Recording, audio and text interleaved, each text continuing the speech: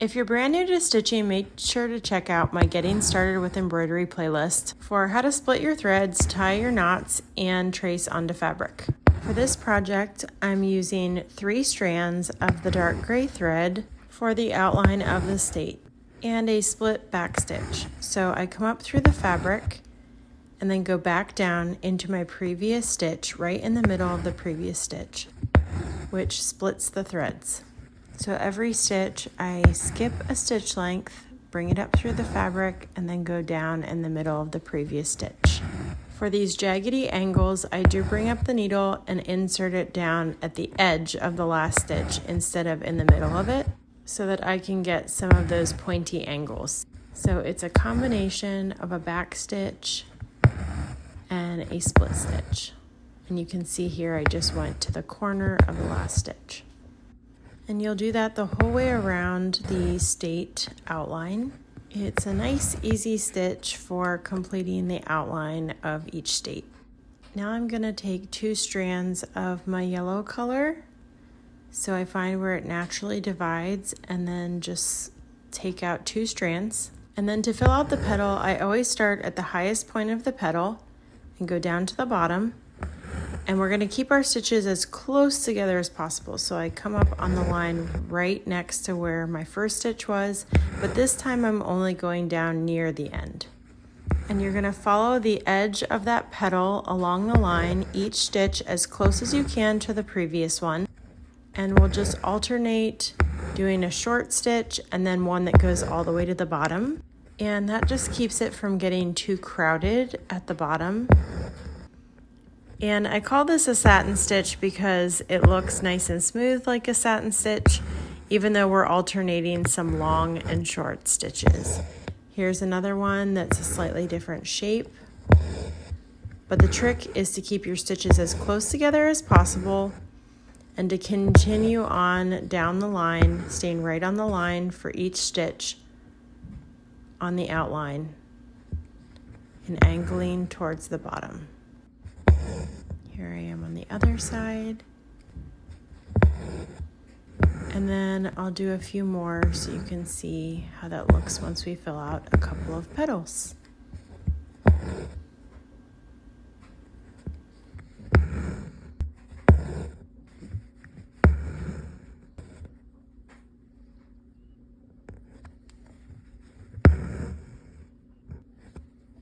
And then for the greenery, we're going to be doing 2 strands for the green and using a stem stitch.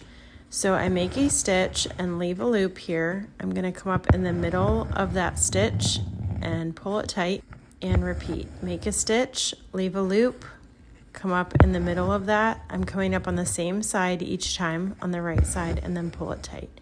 Stitch, leave a loop, come up in the middle. And the whole way up to the top is how we'll do that. And you just want to make sure that you come up on the same side of the loop each time, and it's going to give us this nice twisted stem effect.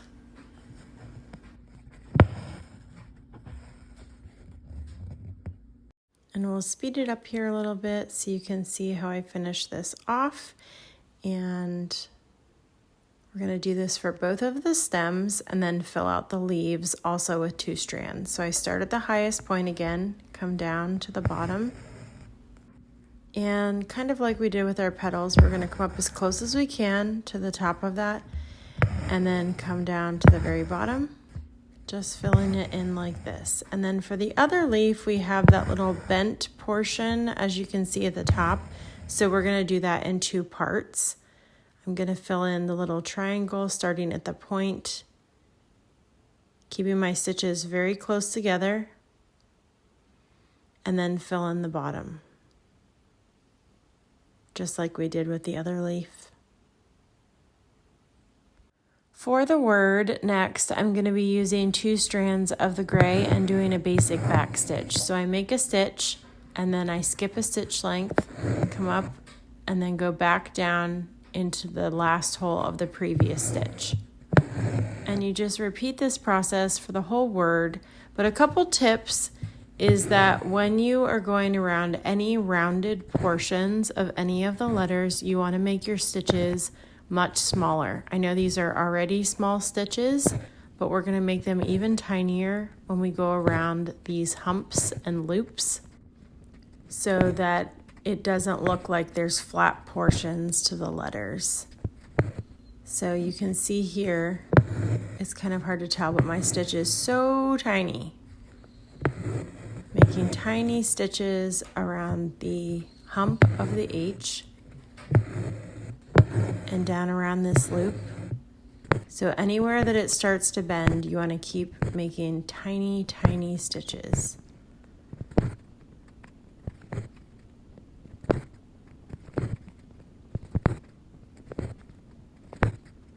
Same thing for the O here. And you can see as it goes around, they're going to be really tiny on this loop.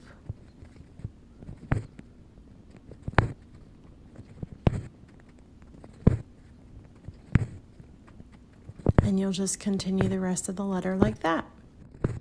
For the middle of the flower, I'm going to use 3 strands of the dark brown color, and I'm going to hold the hoop with my left hand, but keep my index finger and thumb above it. I'm going to pinch the thread, and then with my needle, I'm going to go around the back of the thread 2 times. And I want you just to do this with your needle. Just kind of slide it around on the thread, and this helps you to get an idea for the tension and how tight you're holding it with your left hand. Then you're going to insert your needle back down into the fabric, still pinching it tight with your left hand, and then slowly pull it down through the fabric and then gradually let go. And this creates a French knot. So we hold it, go around it twice with the needle, insert your needle back down, keeping it tight with your left hand, and then slowly release as you pull it down through the fabric. The French knot can be sort of tricky, and if you feel like that is too difficult, you can always just make straight stitches across the middle of the flower to fill it in with the dark brown, just like we did with our petals, and that will work as well. The French knots can take a little practice. If anything gets knotted up or isn't something that you like, you can always cut it out very carefully with scissors and try again.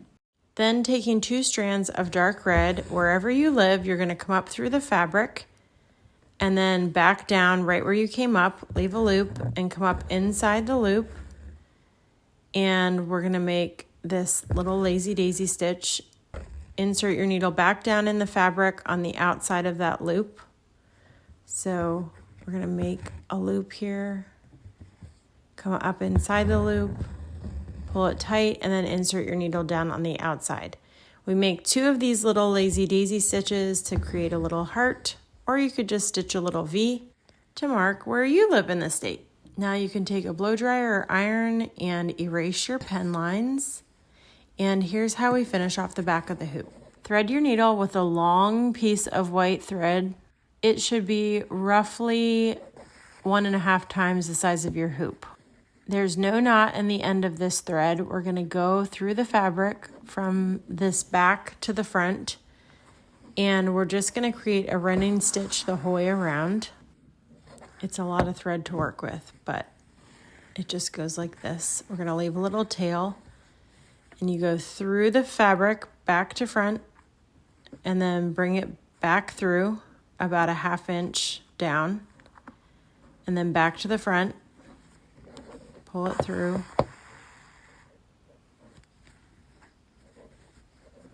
and then bring it back and then back through. And you're just making a stitch about every 1/2 inch the whole way around until we get all the way back to the beginning. And this loose stitch is called a running stitch, and it will allow us to gather the ends. So once you get back to the beginning here, just grab the 2 ends of your thread and pull, and that will gather the whole back together. Now you can tie a knot in that, or a bow if it's something that you ever want to be able to undo. But you can take one of those long tails through your needle and just send your needle through various parts of these extra corners. So I'm going down to this side and then just going back up to the other side And this will help to keep the back down if you feel like the corners are flopping around too much. It's very random. You just take your thread, extra thread, through these different portions.